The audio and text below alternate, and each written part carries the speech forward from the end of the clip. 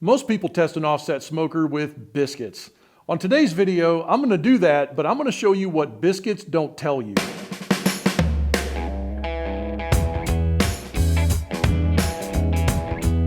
So in most traditional offset smokers, you know, the heat and the smoke and the air mass comes out of the firebox and travels across the cooking chamber. And in the Liberty94, we've got that vertical baffle in play. And what it does is it forces nature to do what it already wants to do early in the cook chamber. It lets us deal with a lot of that superheated, supercharged, hot, radiant heat packed air mass as it comes out of that chamber. Okay guys, so like I said, our first test is Biscuits. And what this is gonna do is kind of give us an idea where the heat is landing across the grate during that scope of time that we're cooking. Okay guys, so here we are about the midpoint check. So, I mean, that thermometer is dead nuts on 225. This is a great test because what we're looking for at this point in the game is color development. What that's going to indicate to us is like where the heat is landing in what position at a 225 degree temperature with that FlowTuner Baffle Plate. Right now we're setting that baffle plate about 4 fingers off of the firebox wall, right in front of the throat. Anyway, let's go ahead and get this thing opened up and check on these biscuits and see what we think before we ramp up to 250. Hey, look at that. They don't look bad at all. So whenever you're running a lower temperature like 225 and you're doing something like biscuits, you're going to have a lot less air mass moving in here because you're cooking at a lower temperature. Whenever we start to ramp this thing up, you're going to see a lot more air moving because we got a lot more thermal dynamics happening in this firebox, and that's causing us to get enough draw and get some air moving. You can see a little more color development right here on this leading row, but of course that's because that's where our concentrated downturn is, right here in front of that collector box. Okay guys, so it's been another 15 minutes. This time we ran at 250. We're gonna go ahead and check on these biscuits. So let's pick one of these off this end, right in the middle, and it's doughy. We got good color on top, but look at the color on the bottom.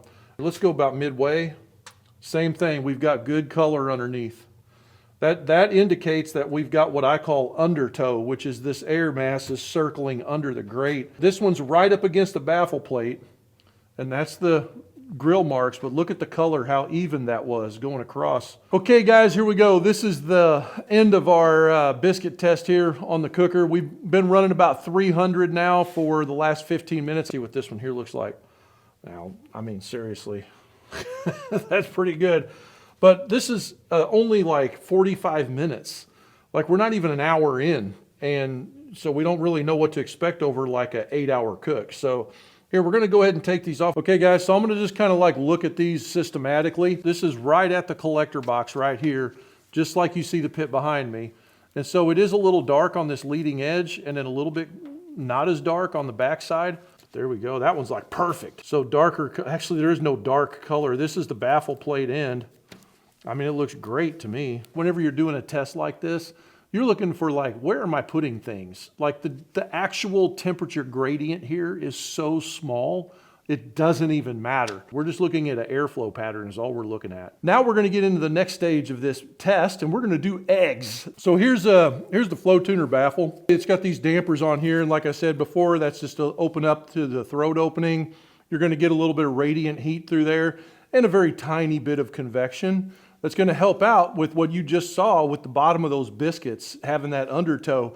We're getting it basically from both ends of this pit. We're getting it from a little bit through that baffle plate, and then we're getting the undertow from the collector box end.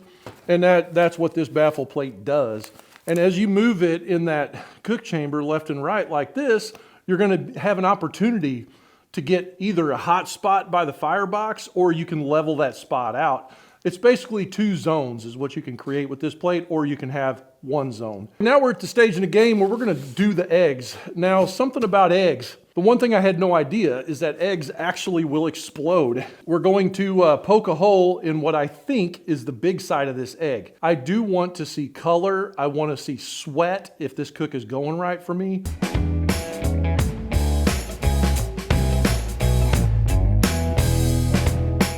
Okay guys, so now we've got our eggs on, and what we did is, remember, we pulled this FlowTuner baffle plate out of the cooker, and the reason we did that is because we want to see how this thing performs without the baffle. So now we're going to go ahead and take a peek at these. It's been about 15 minutes and we're still running just a hair over. We're probably 35 right now. Well, color development, oh my gosh.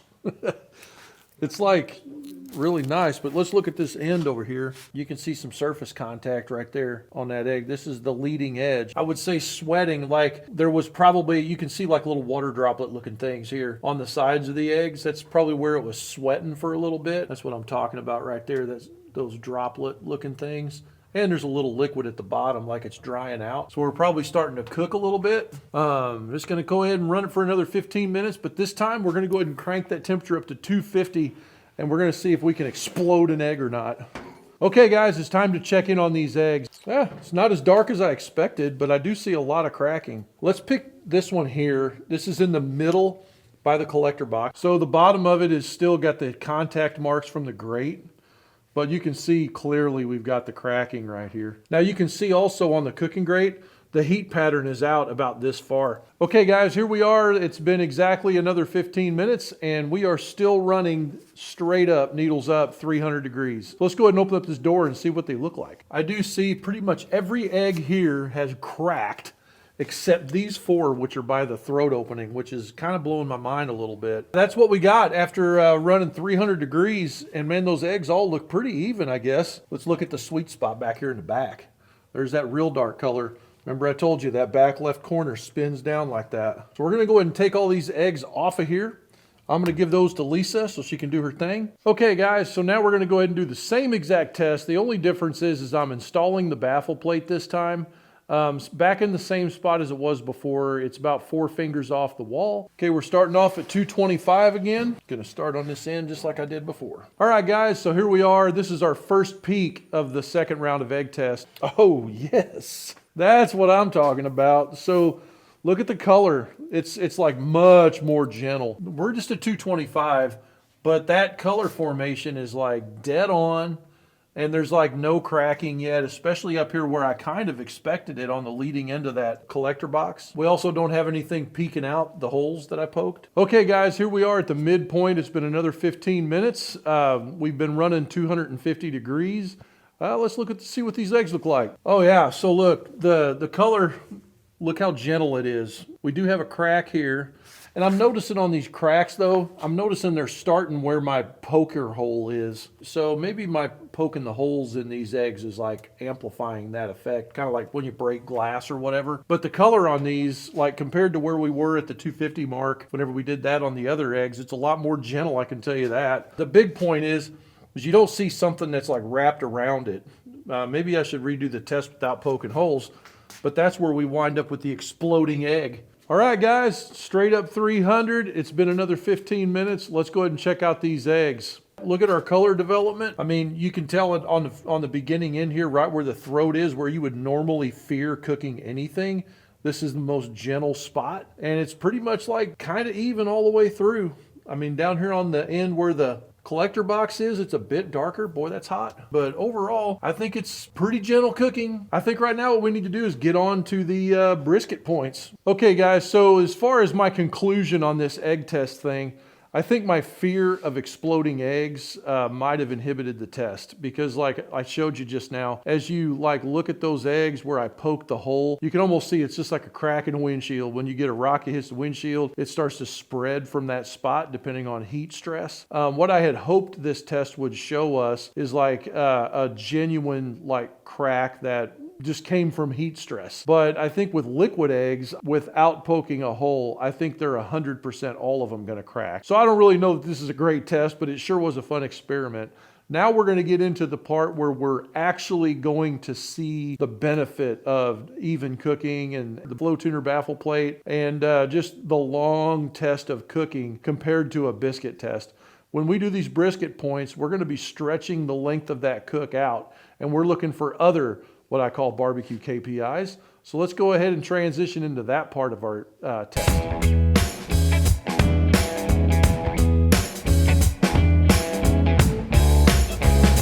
Okay guys, we're back. We're cooking brisket points today. We're gonna get right into this. Basically, the idea is that we're gonna see bark formation over the course of this test. We're running straight up 225s. Okay guys, so it's been 2 hours on the money. We're still running exactly 225 on the thermometer there. And we're gonna go ahead and check on these briskets. Oh man, look at that color. That's way better than I thought it would be. We've been running a low temp, like I said. There's that little bitty guy in the back. You can see some render on the side right there, some yellow color building. Still kind of red, starting to dry out a little bit, it looks like. Well, there's moisture. We'll see what it does on the next. Yeah, it's about the same on that one and the same on that one. This is, look at that leading edge real quick. It's a little dark right there, but I'm okay with that. Okay, guys, I know you're as excited as I am. You're probably not, because this is literally moments for you and it's been 2 hours for me. So anyway, let me just tell you, it smells amazing in here. We're running 250. We've been running 250 now for another 2 hours. Starting to get some underside color development. I guarantee there's a lot of offsets out there that people don't even bother to look at the bottom of that brisket. I've seen meteorite briskets come off that are like gray on the bottom before. So getting a little bit of red color like that is a good sign whenever you're looking at the bottom. The only thing that causes bark to develop is airflow. We're gonna let these things continue to go. They're sweating real good. I'd say we probably got another 2 hours of cook time here before we actually start thinking about wrapping. Yeah, we're still trying to get some yellow here on the sides. Okay guys, so here we are, we're back. It's been another 2 hours. We've been running exactly 300, and by God, that needle is right on 300. But let's just look and see what our bark formation looks like and what we think about the cook so far. Oh yeah, look at that, little meteorites. Yeah, you can see quite a lot of bubble right here in the top of that fat layer right now. Same on this one here. We've been rendering pretty heavy. Let's flip this up and look and see what our bottom looks like. See, that's what I'm talking about. It's not gray. We're starting to get that color. The whole thing we're testing for here. So as these continue to cook, I mean, we're getting pretty tender. There you go, look at that one there. We're getting some good bark formation. We're rendering real good. Let's look at the one that's back here in the corner. This is a really good check right here to do at this point in the game. We're just about ready to wrap. We're not quite there. Like, we're starting to see some yellow here. We're getting plenty of airflow underneath. Yeah, we still got a little ways to go. We probably need to go about another hour at least. But as far as the bark development, they look dead even to me, man. That's the benefit of having a baffle plate here. Okay, guys, so what we're looking at here is we're looking to see how even our airflow is, because like I said, we're cooking with convective cooking, not radiant dominant. And so that's what we've been trying to prove the whole time with all these different tests, is what does it look like over a long scope of time whenever we're trying to build bark and things like that. Now, also, I've been showing you the underside of those briskets as color starts to develop under there. If you don't have airflow, you will not have dark color. Okay, guys, so it's been another 2 hours. So in total, we've ran 300 degrees for a total of 4 hours on these brisket points. I'm pretty excited to look at them. Truth is, I have peeked a couple times. They look phenomenal to me. If you're into brisket points, you're gonna love this. So anyway, let's go ahead and look at these things. There you go, guys. First look, I can see the wiggle. I'm going to tell you that we are right there at the wrapping phase. We can see in here, we got that render happening under this fat cap. Look how squishy it is. The bottom is still just a little bit firm, but look at the color on that. So let's do a comparison here of a couple of them. This is the one closest to the firebox. We've got great color on that one too. Definitely getting some air underneath. Let's get these things out of here and just look at them a little better outside of the pit. Okay, there we go. That's what we wound up with out of these brisket points. And I did trim them pretty heavy, as you saw in the trimming footage earlier too. But they look glorious and they sure do smell good. Just looking at these, what we're looking for is the bark formation on these things. So bringing these tests together, with the biscuits, we were able to see where heat lands. With the eggs, shrug, maybe it worked out, or I don't really know, but the idea there was it would show how the heat behaves because of eggs cracking and stuff like that. Give it more of a visual of the impact. And you know, that test didn't really work as I expected. It kind of showed where I poked the holes in the eggs to keep them from blowing up. On the second egg test, I started to identify that those cracks were actually coming from where I poked the egg. But something liquid in there is what we're looking for, that we can see how the heat reacts as you jump those temperatures up slowly and with more intensity, less intensity, with or without the baffle plate. And then with the briskets, we're looking to see actually how it behaves over a long scope of time. So we're like, I don't know what, 8 hours into this thing right now, into this cook. And I mean, you can definitely see we got great bark formation. And as that air spins down underneath, we do get some color underneath. If you look at some of these here, let's just grab this one. Like, we do get color underneath, that's important. Some of those briskets that I've personally eaten in the past on pits that didn't have that overtow, they're usually high velocity pits with the way the air moves through them, with smaller fireboxes, bigger stacks. you don't really get that undertow underneath because the air has to exit so fast. And so you wind up with like no color underneath, just a gray brisket or red. But anyway, I'm really happy with how this performed. Now what I'm gonna do is just kind of let these rest a minute, and then probably I'm just gonna wrap them up. I actually wanna make some guisada out of some of these briskets. So I don't really wanna bring them all the way to like bat wing tender.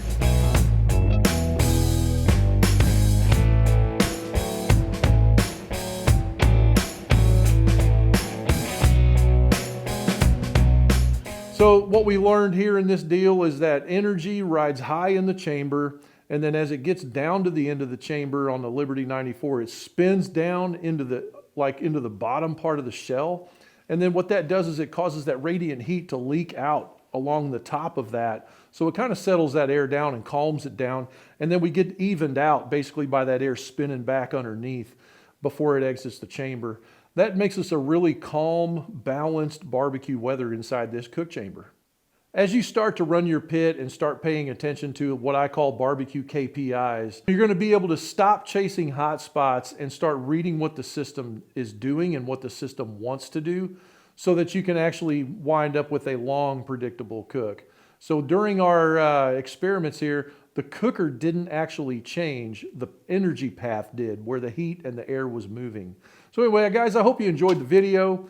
Till next time, keep your smoke thin and blue. And by the way, don't forget, check out the description for a few links to like the Facebook group and stuff like that. Appreciate you.